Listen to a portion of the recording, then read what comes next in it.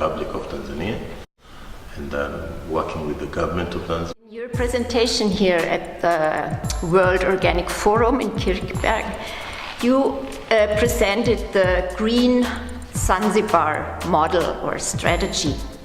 Is this motivated by a necessity, or is it a vision, or is it a dream?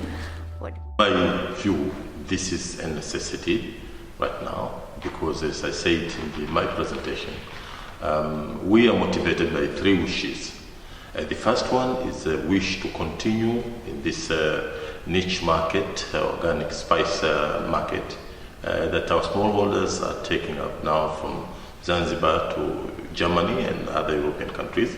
And this necessitates transformation into organic farming. So that is one of the wishes. We want to continue it because we have the experience of organic certified organic trade for over the last 30 years.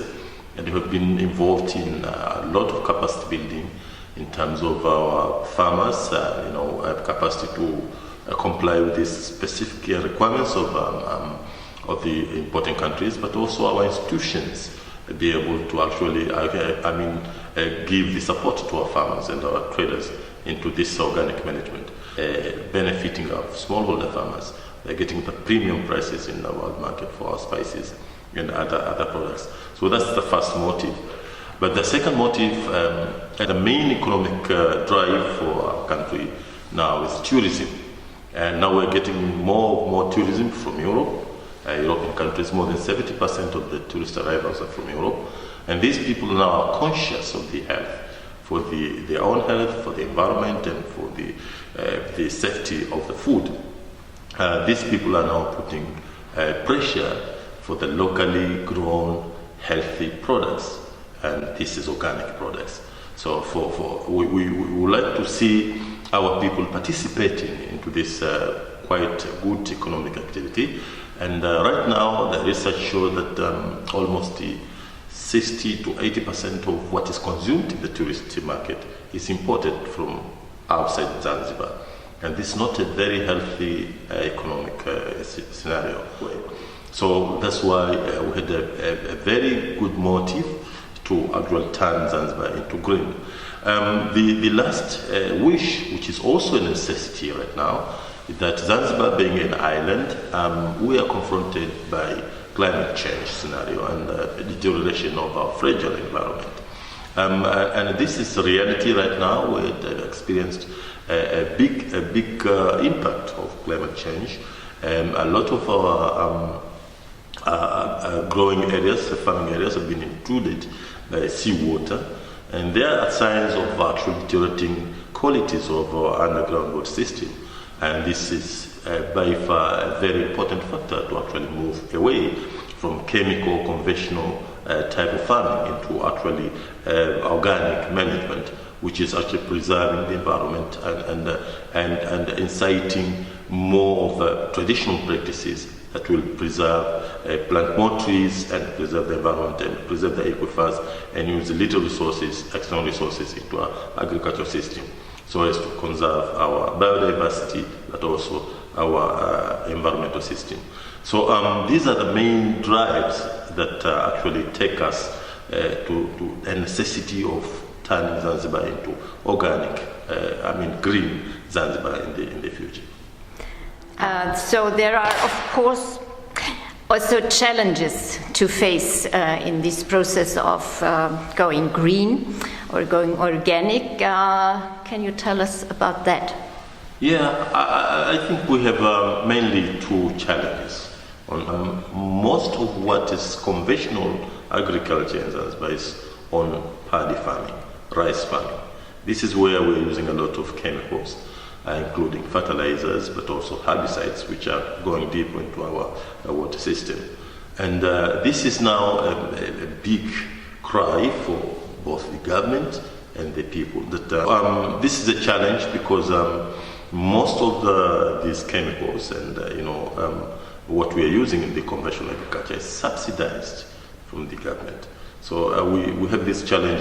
The other challenge is that this awareness on the value of our food, the value of our environment, and the value of our health, public health, is not well clear amongst different layers of the government, the private sector, and the population at large. So we need to have a robust capacity building initiative, especially the awareness raising, so that people can understand that now we are facing this crisis. So we have to go away from this and move toward the green direction, where we will support our smallholder farmers by getting them more access to market.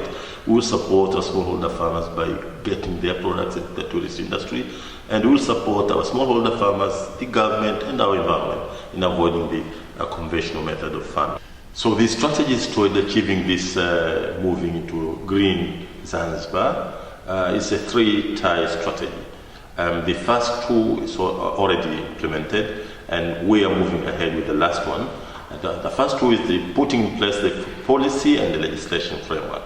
We had the overarching policy, which is talking about agriculture, tourism, and the protecting of the environment, very clear, with the clear guidance on where to move into this direction. We had the legislation on management of the environment in 2015. We have the regulations of that particular legislation banning the use of plastic bags last year, which is already in place. And this is giving us a good framework, both policy and legislative framework, to actually go into greening of Zanzibar. Now, where we are moving ahead is to align the stakeholders institutions, including research and the trade and development institutions, the NGOs and the CBOs. These are very important stakeholders for building capacity of the smallholder farmers in management of organic agriculture management, in IPPM, but also in permaculture. And we have the last strategy, which is also started, is on actually aligning the private sector institutions, especially companies and SMEs, to invest, pushing for value addition and processing of spices in Zanzibar, so that we can add value to what we are exporting to Europe. Those are the strategies that we're moving to organic, into Green Zanzibar. Thank you very much. The support from the government of Zanzibar is really substantial.